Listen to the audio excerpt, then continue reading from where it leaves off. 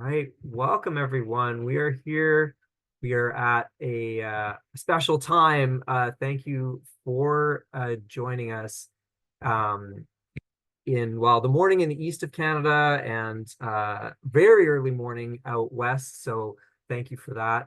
I have a very special guest here, Hannah England, uh, UK Olympian, and lots of other things that we're gonna talk about. We're gonna talk about keeping girls and women in sport, specifically in our sport, athletics.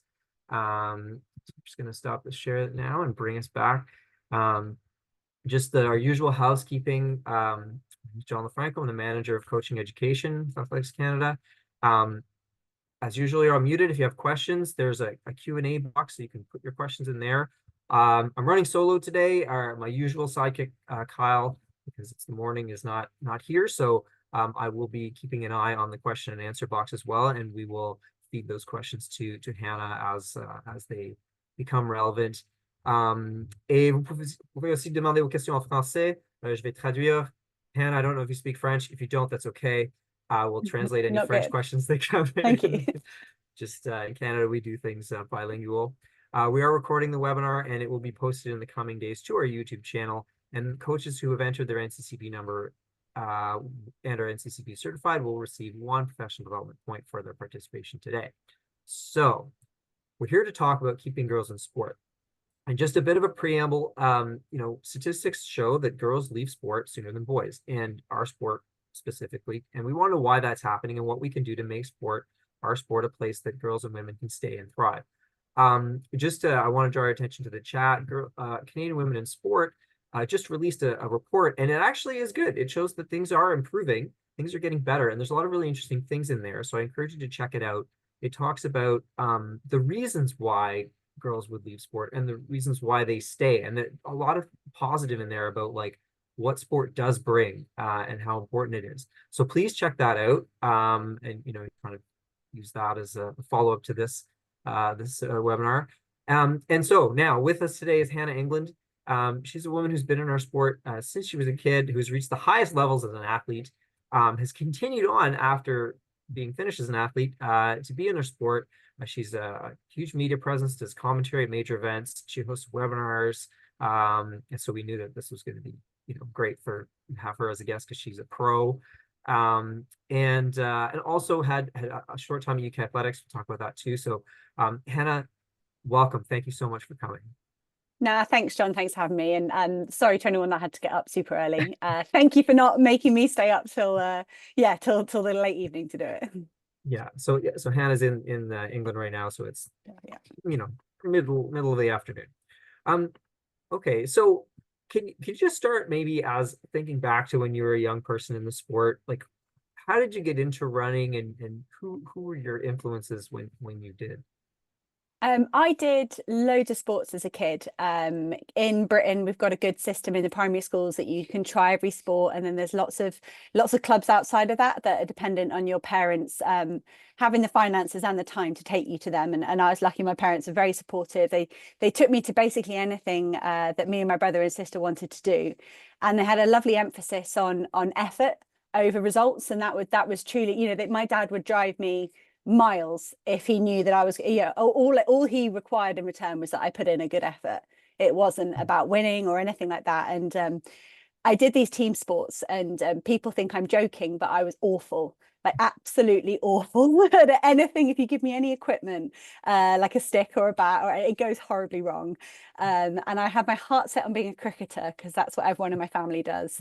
But I did a school cross country race and did exceptionally well. Got asked to go to the local club, but it clashed with cricket.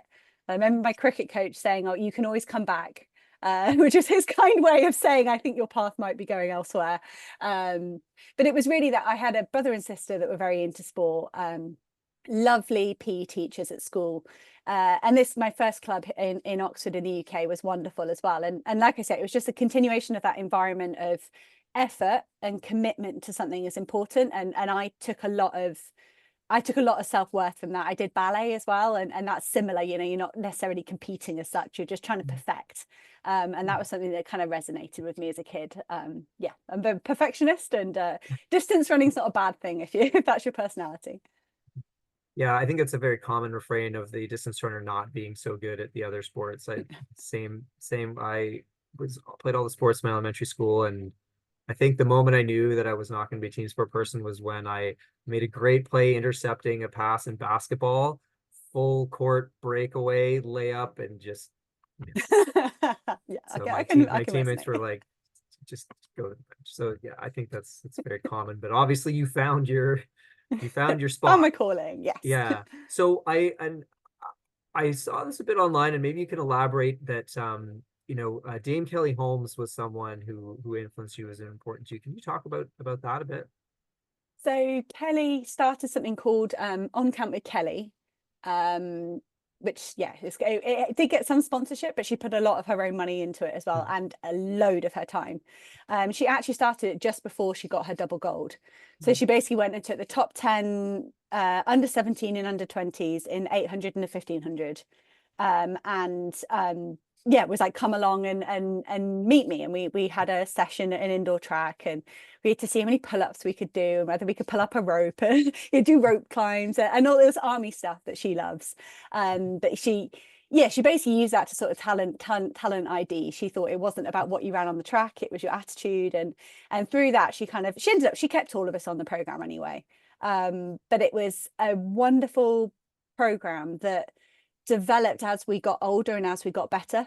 And the biggest thing for me, like she was already a hero of mine before the double gold in Athens. Like you couldn't be a British teenager doing endurance running without that being the case. Paula Radcliffe was great as well, but Kelly Holmes was an 8:15 woman, and genuinely to meet her and see that she had two arms and two legs, and she was a person. She wasn't just this thing I read about in Athletics Weekly and saw on the telly. And for her to be a real person, and a real person that showed an interest in me, because your parents have to show an interest in you. mm, So do your teachers to a certain extent. I had a lovely coach. I had a same coach from 13 to the end of my career. okay. But to have someone like Kelly show an interest and kind of a belief was wonderful, and it actually carried the whole way through my career. The better I got, the different the advice became different. Mm, But what I learned about managing yourself in the championships, managing yourself on the circuit, what to do when you're injured, loads, just so many wonderful pieces of advice from her. mm. That's great. And so you did go over to the US and run the NCAA, and then sort of can you talk a bit more about how your career progressed that way and through your relationship with Kelly also? Yeah, so I finished high school, so it's at 18, finished school here. And I did consider going to the States then. I actually sent recruitment letters off to Oregon and Stanford and all these sort of big places. And I went to World Juniors, I think just around about the same time. And I sent all these letters out, and they all said no, no, no, no, no. Mm, And I went to but my coach that I'd had since I was a teenager was a head coach of Birmingham here, where I live now, which has a wonderful athletics program. So I kind of thought, well, hey, look, I can move to Birmingham and be closer to Bud. Like, this isn't a bad situation. My course here, biochemistry, had a year in industry, where you're meant to go to Europe, and I did biochemistry, and you're meant to work in a lab in Europe. But my boyfriend was at Florida State University, and wow. all I heard was how sunny it was and how wonderful it was. So I organized my year in industry to be in a PhD lab at Florida State instead of Mm, in Europe. Um, and yeah, thanks to a very nice professor at my university, and FSU being pretty desperate because I'd run some fast times. Yeah, this was a couple of years after I tried to go to the other places. right. Um, yeah, I went out to the States and had a couple of years there. That was at 2021, which I think was a good age to go over to a totally new environment. I was ready to train harder than I'd ever trained before, and it sort of hit whilst the iron was hot. Really, Karen Harvey, actually Canadian, Mhm, was my coach when I was there. right. Yeah, female coach. There you Mhm, go. That's the one and only female coach I've worked with. And she was fantastic. She took me from 412 to 46 mhm. in one season. So one NCAA indoors and outdoors, and hit the A standard for the Beijing Olympics all in like 9 months. It was quite life-changing. And then that allowed me to be a professional athlete for like the next decade. So it was good. Yeah, this is pretty awesome. So, um, you almost sounds like you had like quite the charmed life. Do you feel like there were barriers that you faced in achieving your goals as a female athlete? Um, I think, it's puberty, basically. Puberty Mm, is the big one. I mm. think I didn't hit a personal best. You guys say personal best, don't you? Not PR. Yes, You personal. say PB? Person, Yeah. perfect. Yeah. We can all understand each other. Yes. No, I hit a PB. I didn't hit a PB at 17 and 18, Mm, which is pretty devastating at that age when you're used to just getting mm, better and better and better and better. yeah. And it wasn't, I went to a talk by a British athlete, and she said, your body is putting all this energy into becoming a woman. Mhm. How can you expect it to hit a personal best? Like, it's Yeah. impossible. And it was only sort of, I just trying to think, what is going on? Like, I'm turning up to training the same number of times a week. I'm Mhm. trying my hardest, but it's all going wrong, and it's Mm, really demoralizing. And I was lucky. My coach as well, his whole mantra was, if you stay in the sport, you could be really good. All he cared mhm, about was senior athletics. mm, He would even let you, I'd be getting further and further down these national fields at this point. Um, and he'd be saying, look, half these girls won't be running in 2 years. And so you've got to get to university, and then you've got to be running when you finish university. And that yeah. that helped, but it was still, that's a lonely time. And I think if you can't have a support network to bring you through that, and that is exactly where non-camp with Kelly was as well. Mm, So to have this community of other girls on the program that were going through similar things was less isolating. And I think the other limiting thing for teenage girls, which is kind of chicken and egg, but they don't have a lot of people to train with usually. mm, And so I was training with guys, and mhm, or maybe like a couple of girls that we're all in the same boat. No one was improving, and mm, they kind of lose interest and drift away. And so not only was it getting harder, you had less people to do it with as well.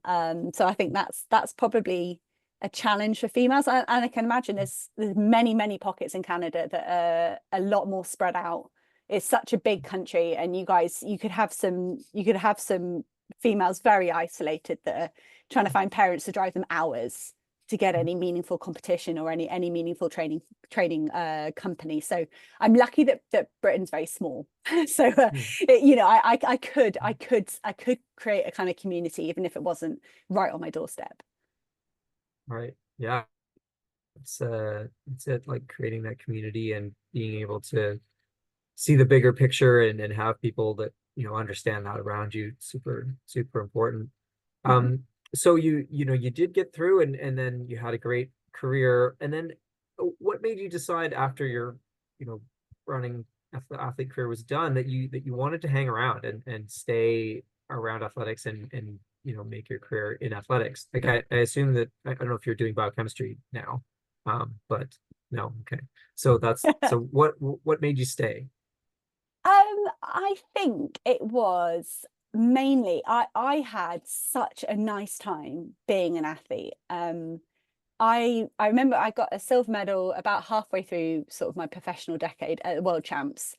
And I remember warming down and thinking I thought it'd be harder than this Mhm, emotionally. I trained mhm, hard, like every year I knew how to train hard, and I knew it took hard work, but I looked at the other women on the team around me that were a bit older, someone like Lisa Dobrisky, people might remember her name, that the injury issues they went through, or even Kelly Holmes, her story of all the injury issues she went through and all the heartbreak. And I kind of was like, oh, is this it? Like, I mm, thought it was going to be harder than this. And on reflection, a massive part of that was down to my coach and the culture that he instilled in our team. mm, And it was a laugh to go to training every day. And mm, yeah, we'd work hard, and yeah, we'd get stressed if you weren't, if you didn't feel like you were where you meant to be that month and that week. But largely it was a totally enjoyable experience. And I think if I hadn't had that, I would have retired sooner than I did. mm, My last few years of my career weren't great, and but I was having a lovely time still, and I kind of thought, well, I'm going to walk away from that. I still be able to make a living out of it. I'm still being able to travel. I don't have to have work alongside this. mm. It's not that I was like scared of real life. I just was having such a great time. Yeah, yeah. So when I did retire, our group is attached to the university group, our professional group, and it's very loosely professional, probably more the Canadian idea of professional than American, for sure. Sure. Yeah. So is our university system. Mhm. But it was to be a lot of my friends are still training. So the Mhm. fact that I could go 2 miles from my house and just move Mhm. from lane 1 to lane 8, still Mhm. see all my friends, feel like I could support my friends in what they were trying to achieve. And yeah, I just never really left. I just sort of hung around. So I do a lot of volunteer coaching and sort of mentoring and stuff like that with the university group. And then I started a little kids club as well, because I just loved doing it as a kid as well. I thought that was a good thing. And then the media stuff and the commentary, I was sort of like, if anyone will pay my airfare to get to a championships, I'll go. And then I was like, well, if anyone will pay me whilst I'm there, like, I'm like, this is a dream. And I would be sat in the stand talking to someone about Right. You were gonna do it anyway. exactly, you can't shut me Yeah. up if there's athletics on. So you might as well, try and get paid for it. But it's to feel like I've got like a real reason to be involved, rather than it just being like a hobby, to have that job, doing, like, working the sport I love, and the flexibility of it being self-employed, and allowing me then to have months like at the moment where I can go down and assistant coach and mentor and be involved. Yeah, like I just love the fact that I'm still involved. And my husband's a coach, so we can get a bit it can get a bit isolating in our house. We try not to talk about athletics the whole time. Right. But again, it's nice. We've got we have massive shared interests. Like, I love the fact that a family holiday can be a training camp. Like, I'm there for that. Yeah. It's really good. I love that I'm still involved in it. That's awesome. And do you find any, any sort of barriers now as a coach or as a commentator, so kind of run a mentorship program and have conversations like this. And I know that, some female coaches have said that, sometimes at the track, they're sort of just misidentified as like, someone's friend or another athlete. And like, no, people don't think they're the coach for that kind of thing. Does that sort of thing happen to you?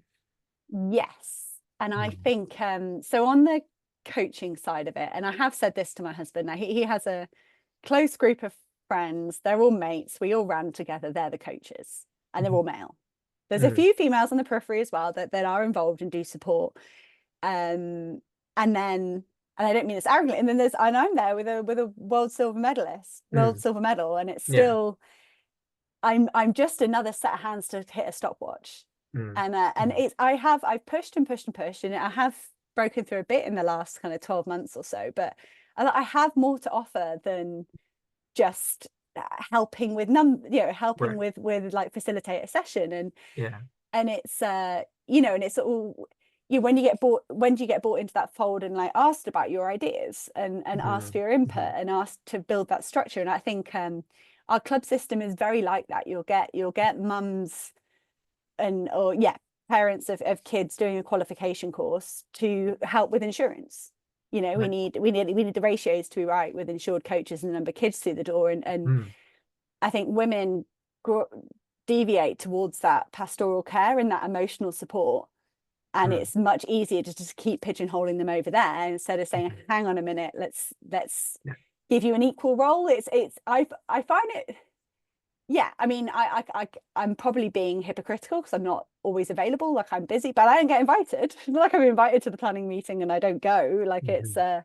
I think it's I think females get typecast as sort of an Right. assistant, or Mhm. sort of Right. you deal with the person that's crying because they've had a bad day, Right. which is important. Like, that person needs to be Yes. supported, but Sure. why does that always have to be the female? Right. And you would think that the person with the global medal would be someone you'd want to talk to about planning and like the technical side of the sport, right?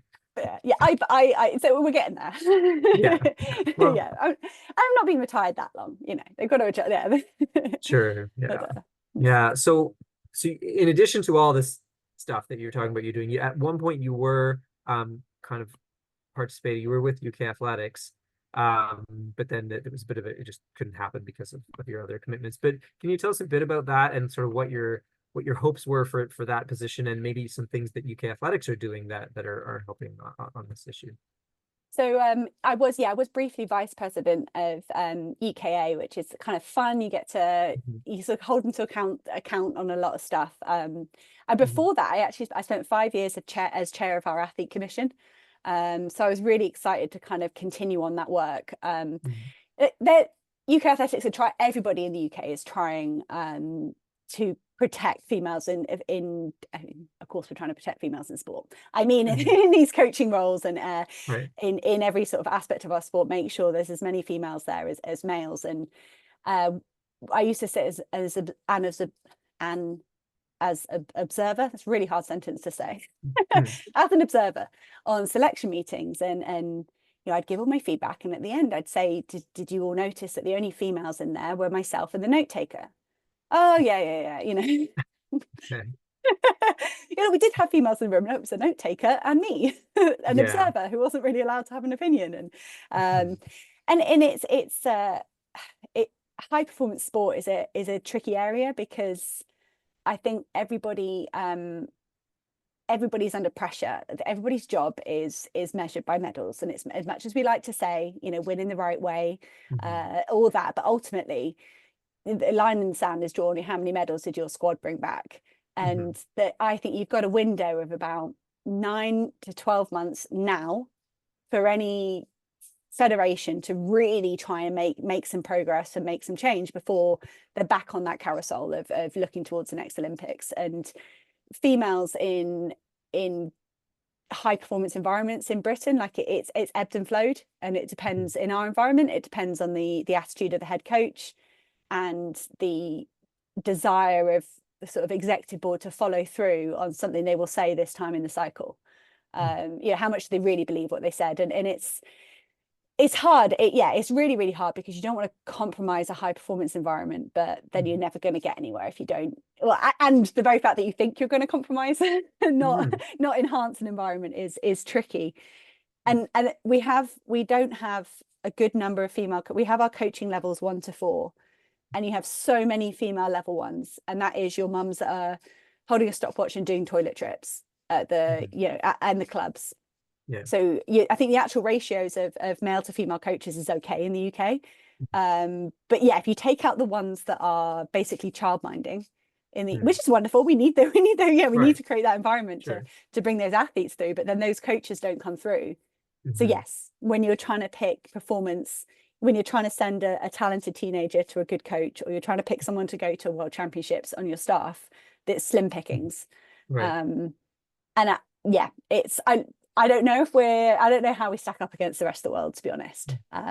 You mentioned now, like this time now, like right at the end of the quad, beginning of the next, like you would think that's enough time to identify female coaches to be in that high performance environment, and to get them the experience that, you know, they need if they don't already have it, which, you know, so maybe it's a question of like, maybe the experience is not as terrible as people think it is. Like that, you know, I think there are competent female coaches everywhere at a certain level, and so there is time to do this. And I think your point about the urgency of high performance is an important one, and it just means like now is the moment, because now there is a little bit of breathing room, and now is when we can, you know, kind of onboard more coaches, more female coaches to different roles and get them in. And I know that our high performance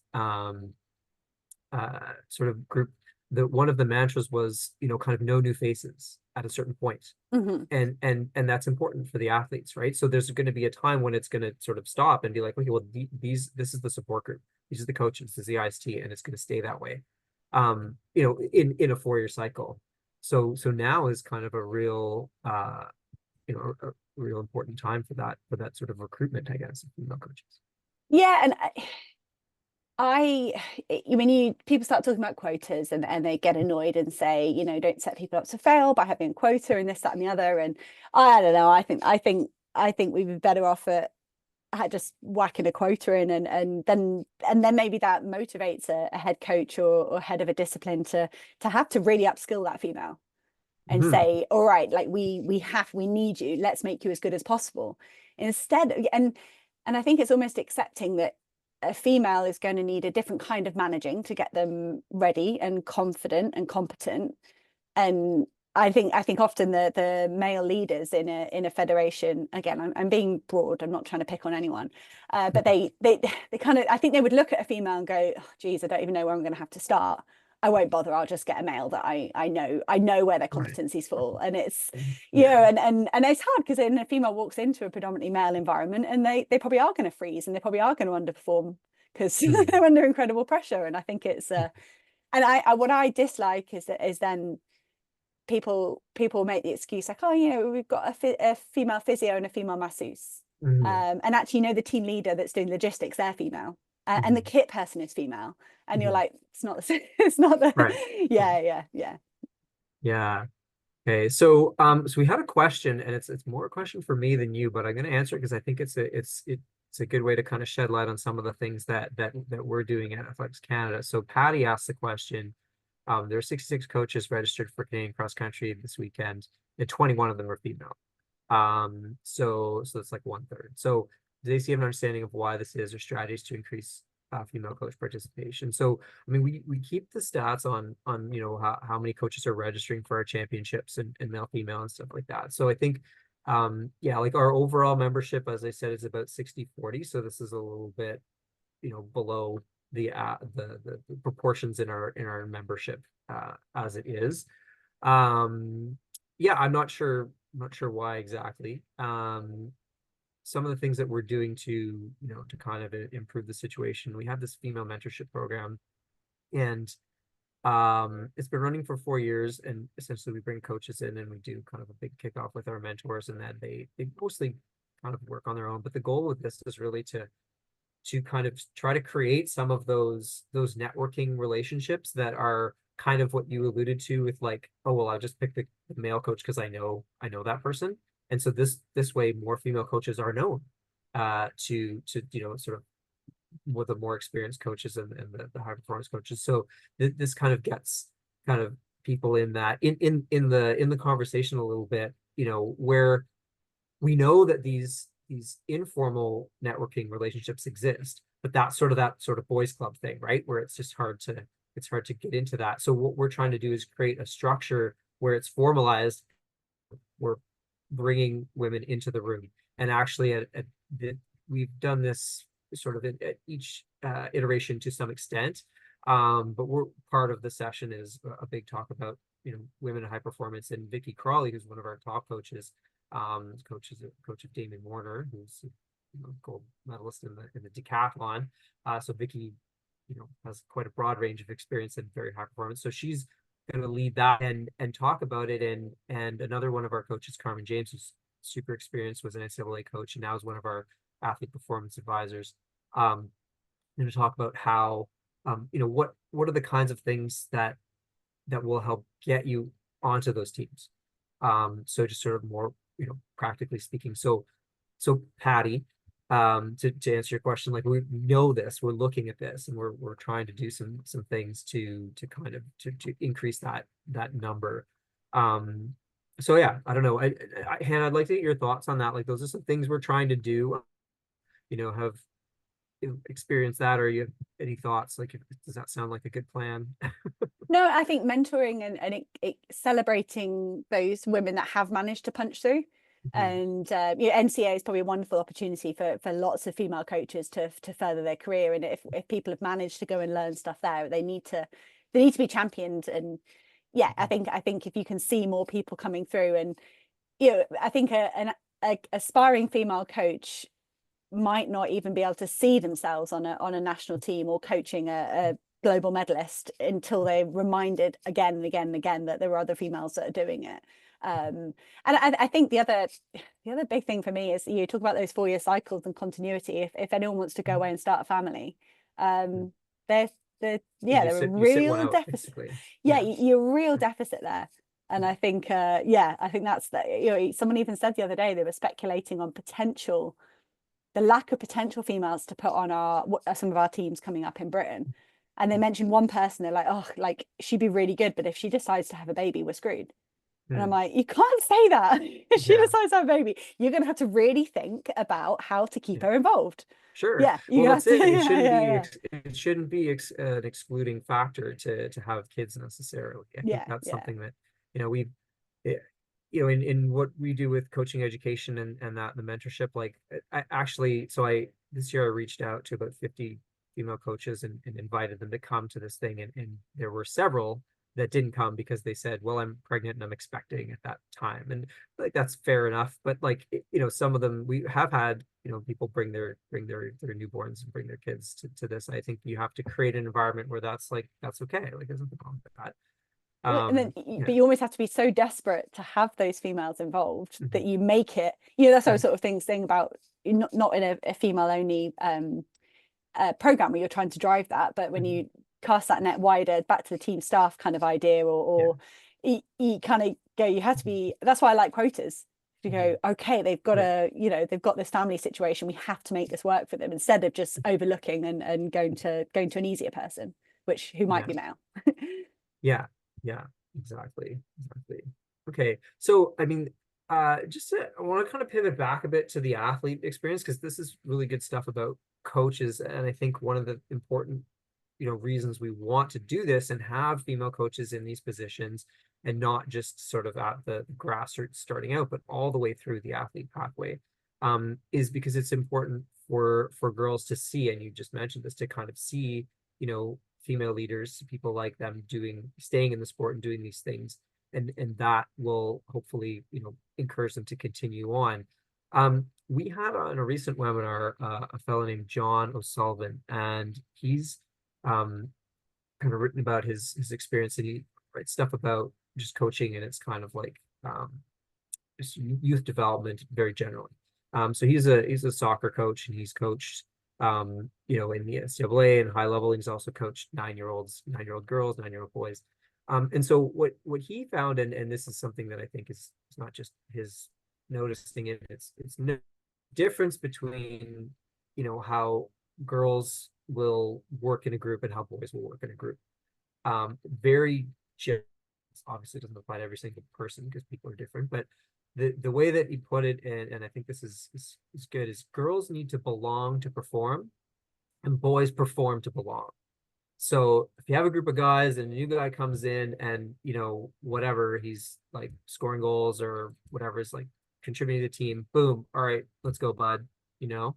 For girls, it doesn't seem to happen that way, where it's more a question of like, okay, where is this person going to fit in our social group, regardless of how good they are necessarily. And then once that social group is solid, then everybody performs. It sounds like a kind of a generalization, but it does, like, I think my experience is that as well. What do you make of this? And in track and field, I'm doing one of those, like I'm asking like 5 questions, but like in track and field, we are kind of a mixed team a lot of the time, but there is an opportunity to create girls only groups, and we have in our club, we have that. I was just doing an evaluation actually of a coach she's coaching a female only group. So what do you make of this sort of the social dynamic of girls as a group? And is there, maybe to put it positively, is there a way that we can use this knowledge to create a better experience for young girls in our sport? I think I can definitely resonate with that idea of if you feel like you belong, then you perform better. I think it's more important to females, particularly those young females that their hormones are doing, like goodness knows what at that age as well. Like, I think the ability, if you feel safe, if you feel like you belong, then that is when you can unlock those performances. I do think women respond better to security, and yeah, that is an element to unlock performance, whereas lads, I just don't think they care, that they don't really they don't overthink it the same way females do. They sort of get on with it. We had a recent training camp in the Pyrenees in France, and one of the girls someone in the group was doing something that was annoying some of the girls, and they would just whittle and whittle and whittle. They just talk among themselves and overanalyze.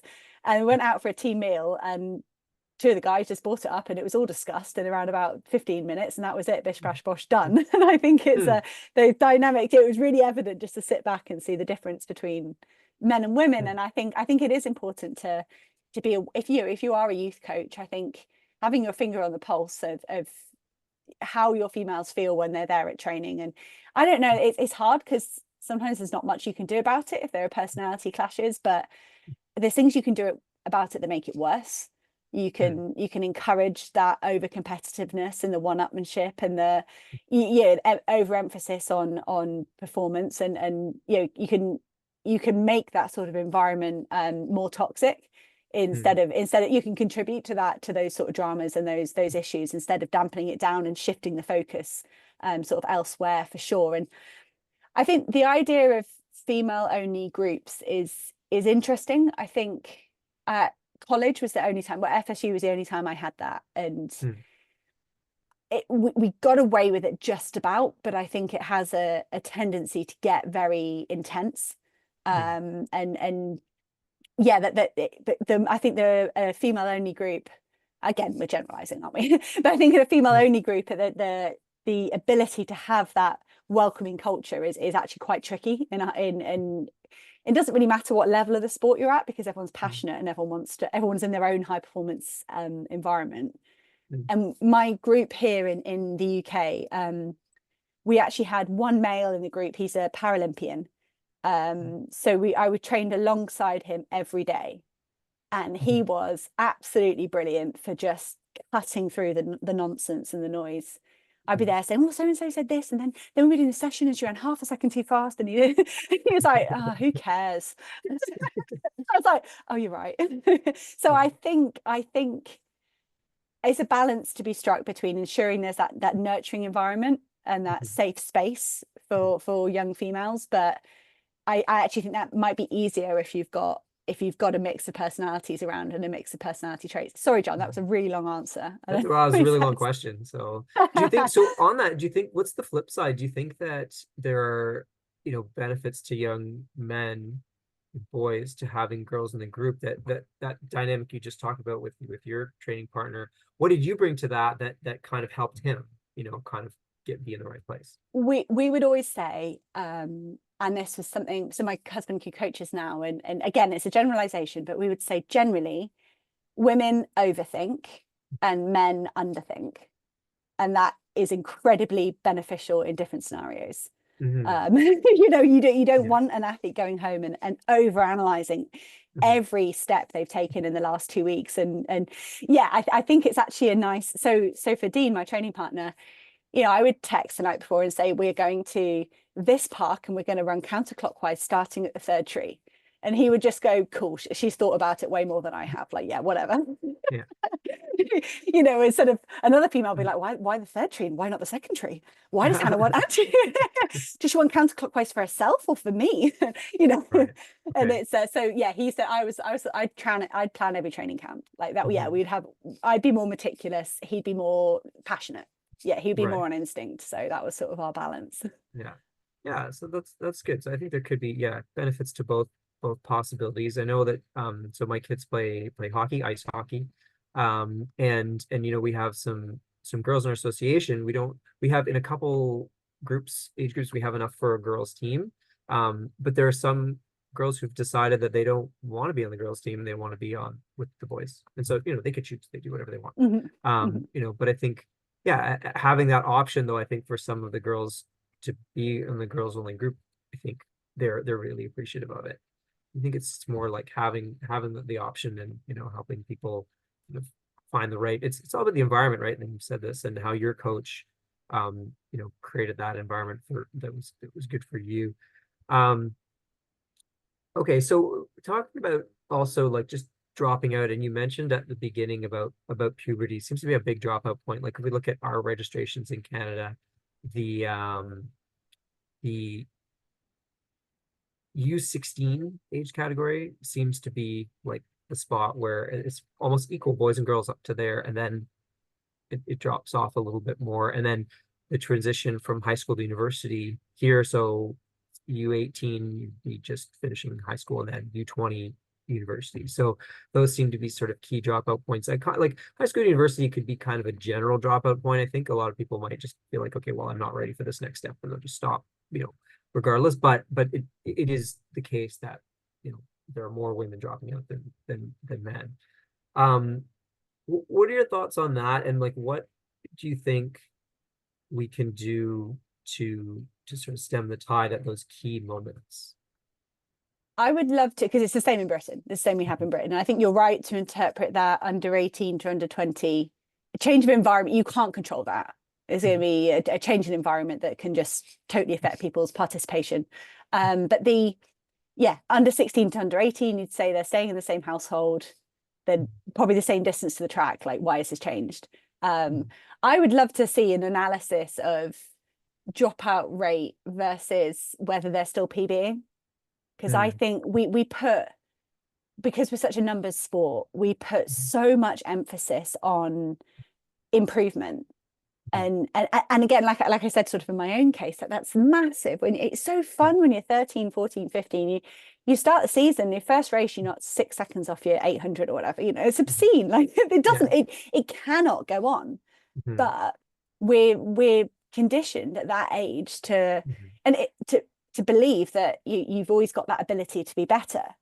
And that is fun and that is ambitious, and it gets people into the sport, but I think it can be quite toxic for retaining people in the sport at that sort of crucial moment. And the beauty of our sport is, you could come 10th and you could still personal best. So we say, oh, it's great, you don't always have to win, you can still be the best version of yourself.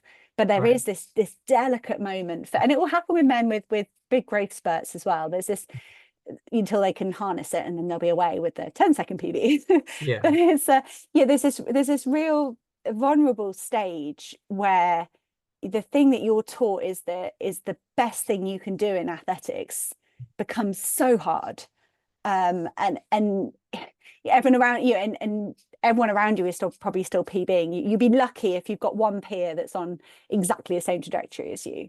But the likelihood is you will feel like you're the only person that's failing when everyone around you is continuing to progress. And I think at that stage, we have something called the power of 10 in Britain. I used to, when I was a kid, I had to wait for our weekly magazine to come through the door, and then I'd look in the tiny print to see if how fast anyone had run. And it wasn't until the end of the year that you got these rankings. Right. Whereas now they're live, and you can see, okay, I was 5th in the country last year and now I'm not even 25th. And I just wish, I think the Germans have something where they don't, I think it's at a younger age, but they don't use absolute marks for performance. They use zones. So if you get it as an under 15 and you hit the green zone, you're on track. But they don't really talk about that, in the long jump or whatever, but they don't really talk about that being 5 meters or 5 meters 20 or 5 meters 21. Or, it's that's more great. We used to have that. We used to have something called the Canada Fitness Test or something like this, and the people who are my age will know this. And it was like a kind of a gold, silver, bronze thing, but it was like if you reach a certain, so you weren't measured on your long jump or your sprint or whatever, it was you were in the certain category. So there's still a bit of a ranking, but it's not that focused. And I think in Germany they have something, they encourage you to, if you can collect 3 ambers, you're actually green overall because you had 3 in different disciplines, or and while that doesn't help necessarily with this older age, I think it's a younger age, but if it changes that attitude at that age, that you're not number obsessed. And I would love to see a shift in emphasis for everyone in that age group, because even the men, they're going through exams. You're trying, I don't know, it's SATs is the American thing. You guys have we don't really have sort of those formalized exams like you would have your whatever A levels and A levels, whatever. But it's a tricky, whether you have big academic things or it's just all your friends starting to go and party, and it, like, everything at that age gets stressful.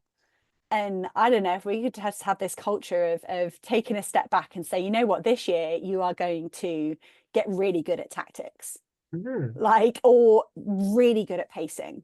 Like, you're going to become perfect at going, a 2-second negative split on your 800. Like, we don't care what the time is, that's the target. And I think that there's a window there where and I think also we miss out on upskilling athletes at that age. You're probably different in Canada because you're so multi-sport with all your winter stuff. But our teenagers become really physically illiterate.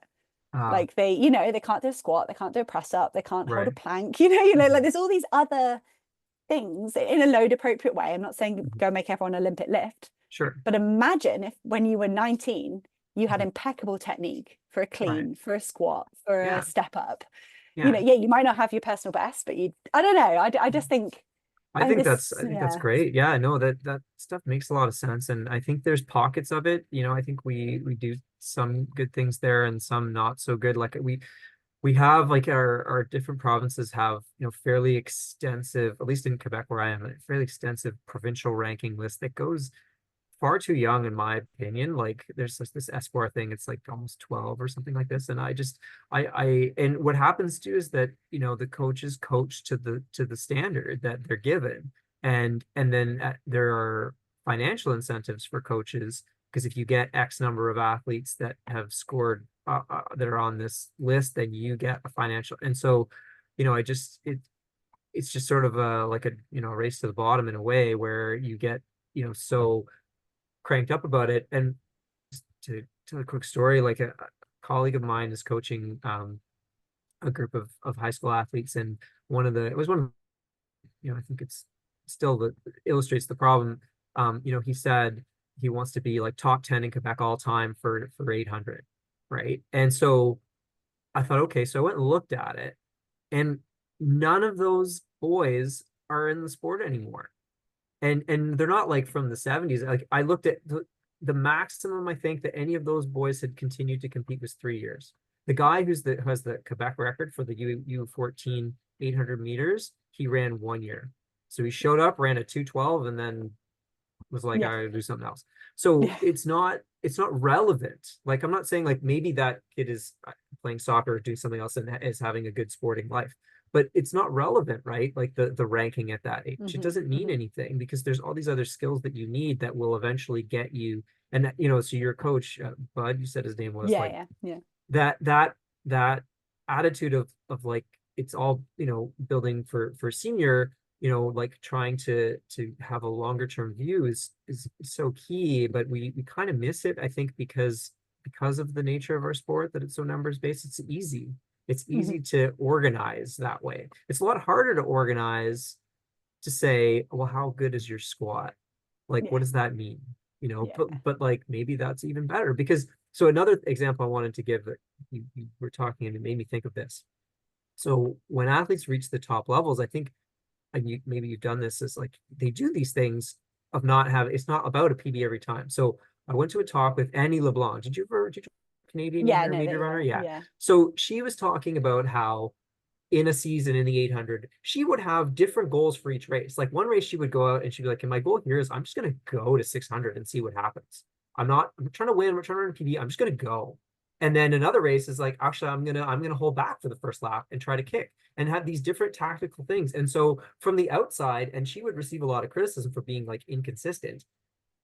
But from the outside, you look and you're like, oh, she's not doing well. But then, eventually, at the end of the season, like she did pretty well, and she ended up running at Oregon and that sort of thing. Like, so it's not just about the time. It's not just about like, oh, you're stuck at 2:02 or whatever.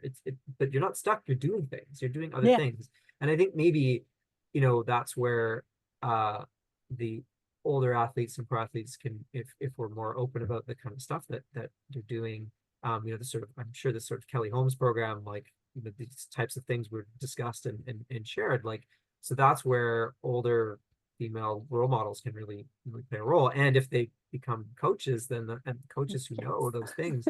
So it's a bit of a culture shift that needs to happen overall. But I think you have, if there's anyone listening that does coach, see it's a 16, 17-year-old male or female, they are becoming emotionally mature enough to really start working on that sort of thing.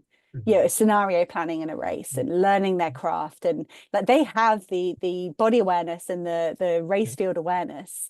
I would almost say, even if they weren't struggling with their progress, master that, and then you ship them off to university and they're gonna rule. Like if they rather than trying to learn that on their feet when they're suddenly a small fish in a big pond. It's sort of like, I just think that's so much more of an attractive trait than running a second and a half faster. Like I think it's, but you're right, it's more complicated. And then you don't get the plaudits if you're your peer in the next county that has got someone running faster. Yeah, exactly. Okay, so I think last question on this, how can we recruit and retain more female coaches?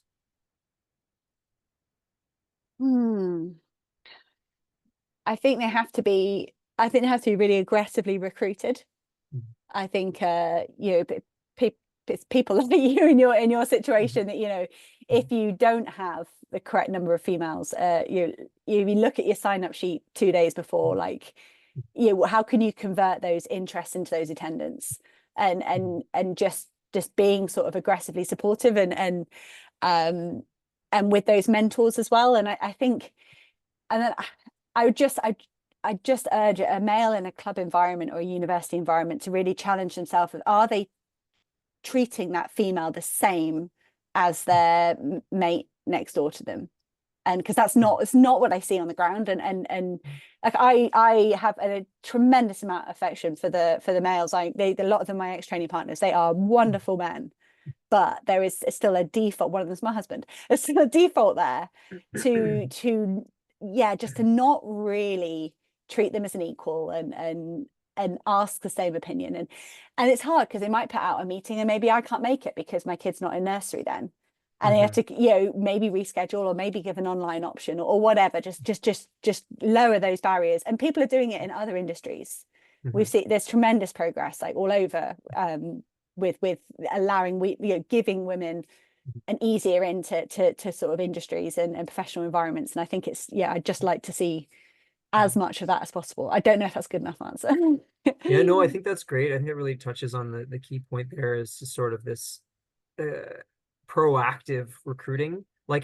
So I mentioned the mentorship program. Like I said, this year I emailed 50 female coaches, will you come in this program? Instead of in the past, what we've done is, send out, social media, we send it and we actually, it was a mixed program where we had, maybe half and half female males, and which is fine. Like we want to do that too. We want to include, but this year we got so many female responses that we were able to only select female coaches for our program.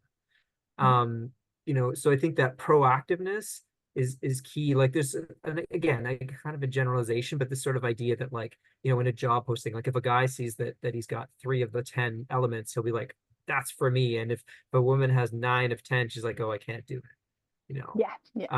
So if you're reaching out proactively and saying, I want you for this role, or I want you to apply for this role, I guess would be the part. And then you're going to at least get them in the conversation, and then you could properly sort of evaluate their expertise and put them in the right spot and give them opportunities. No, definitely. No, and coaching it's not like a normal job. We all know that, like the emotions entailed and it's an art, there's all these different elements. And I think it is tricky. And I think it is easier to work with someone that speaks in the same way as you do and analyzes in the same way as you do. And we see that, like-minded people are attracted to each other and they work better together. And I think, we talked about those, I think in this kind of creative job and role of a coach, I do think men and women think differently, but that doesn't mean they can't work together. It just isn't always as natural and just requires that little bit of effort, maybe both ways. Effort. I mean, it's a little effort. But then the way that male and female athletes talk to me when we're on a training camp is totally different than they'll talk to the males. And that's to do with vulnerability. Like if they, I will get a guy telling me that actually they are really nervous about something that's coming up in 2.5 weeks in a way that they might not do to the bloke. And it's, you want these people in your team at every level. And I think, that's key as well. You want to be responsive to the needs of the athletes. And I think just generally, I think we're heading out of this, but the sort of the era of like the one coach, like the one big man, like the kind of the Bowerman or whatever, like that doesn't really work as well as having, I mean, you need a certain amount of leadership, I suppose, but you can collaborate and having a staff to mirror, not like one necessarily in a pro environment, you can do that, but just having enough coaches of varying, you know, types and abilities just to kind of match with the athletes who are also incredibly varied, male and female. Like, but as you said, beneficial to the male athletes too, to have someone that they might be more comfortable talking about one thing, and someone else might talk, they might talk to someone else about something else. No, definitely. Okay, this has been so good, Hannah. I am definitely going to be rewatching this and taking notes, because I wasn't able to take any notes because I was busy talking, but and listening to you. But I hope that everyone here has really enjoyed it as much as I have. And I don't see any more questions. But you know, we'll be posting on YouTube. People can rewatch and stuff. And yeah, hopefully we can keep pushing forward and keep more girls and women in our great sport. So thank you so much for coming on. No, not at all. Thank you very much for having me. And yeah, keep up the good work. Thanks.